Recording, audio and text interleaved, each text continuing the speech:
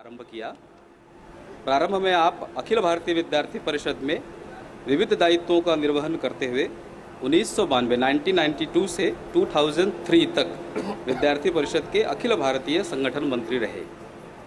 तत्पश्चात आपने 2003 से 2009 तक संघ के अखिल भारतीय सह बौद्धिक प्रमुख एवं 2009 से 2021 तक सह सरकार्यवाह का दायित्व निभाया और वर्ष 2021 से अब आप राष्ट्रीय स्वयंसेवक संघ के माननीय सरकार्यवाह हैं।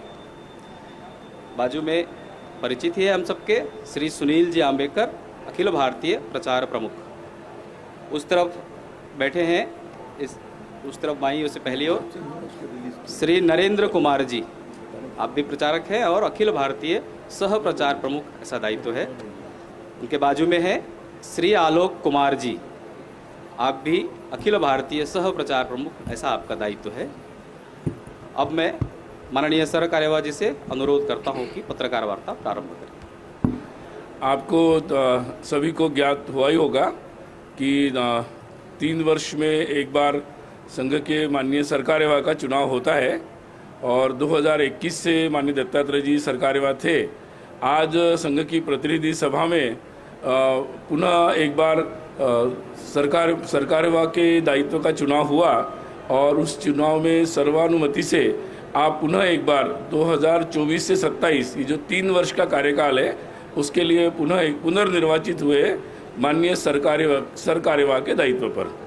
तो आज पुनर्निर्वाचित होने के पश्चात पहली बारी आप सबके सामने वार्तालाप करने के लिए उपस्थित है। नमस्कार।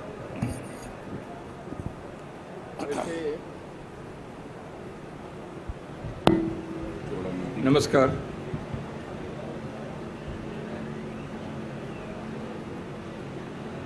आप सभी लोग पिछले 4-5 दिन से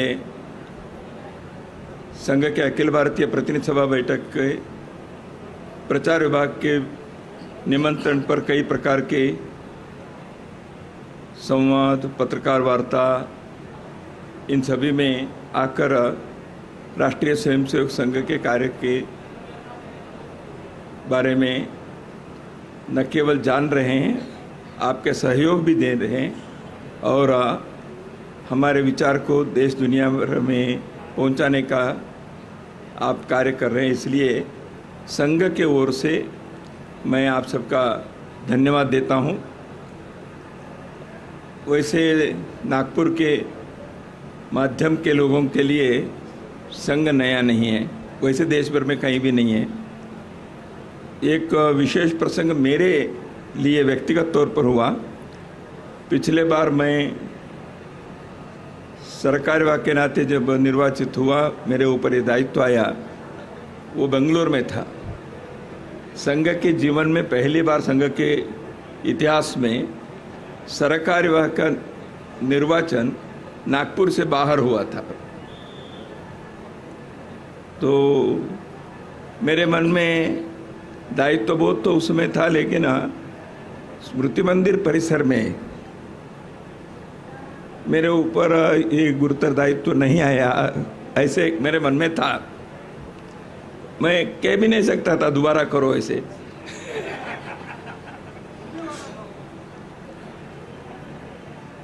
तो जो भी हो, कोविड के कारण उस समय प्रतिनिधि सभा बैठक यहाँ नहीं हो पाई। बेंगलुरु में संभव था, उस समय के जो भी प्रोटोकॉल था उसमें और SOP वगैरह थे, तो बेंगलुरु में संपन्न हो गया और चुनाव वर्ष था। तो in the lighter vein Dattatreya ji Bengaluru के हैं, इसलिए चुनाव को बेंगलुरु में खींच लिया, ऐसे किसी को लगा होगा। मेरे तो इतनी क्षमता तो मेरी नहीं रहती है। आज मैं पुनः एक बार सभी को धन्यवाद देता हूँ, इस गुरुतर दायित्व के लिए मेरे योग्य समझा और इस दायित्व को निभाने के लिए जो संघ के परंपरा है, बड़ों के मार्गदर्शन है, उन्होंने जो जिस प्रकार के एक मार्ग प्रशस्त किया है, उस पर चलने का प्रयास मैं करूंगा। इससे ज़्यादा इस संदर्भ में मैं नहीं कहना चाहता। प्रतिनिधि सभा बैठक संपन्न हो रही है। आज शाम तक का समारोह के साथ पूजनीय सरसंघ चालक जी के पाथेय सभी प्रतिनिधि सभा में आए हुए लोगों को मिलेगा। उसके साथ बैठक समाप्त होगी। संघ के निरंतर कार्य बढ़ने के कारण कई आयाम बढ़ते हैं और शाखाएं बढ़ती हैं। शाखा बढ़ती है तो संघ के प्रतिनिधि बढ़ते हैं, उनकी संख्या बढ़ती है। इसलिए इस बार हमारे लिए व्यास सभागृह जो प्रतिनिधि सभा के प्रतिनिधियों के लिए बैठ सकते हैं ऐसे करके कुछ वर्ष पहले निर्माण किया था, वो कम पड़ गया। तो इसलिए मैदान में एक अस्थायी रचना करनी पड़ी।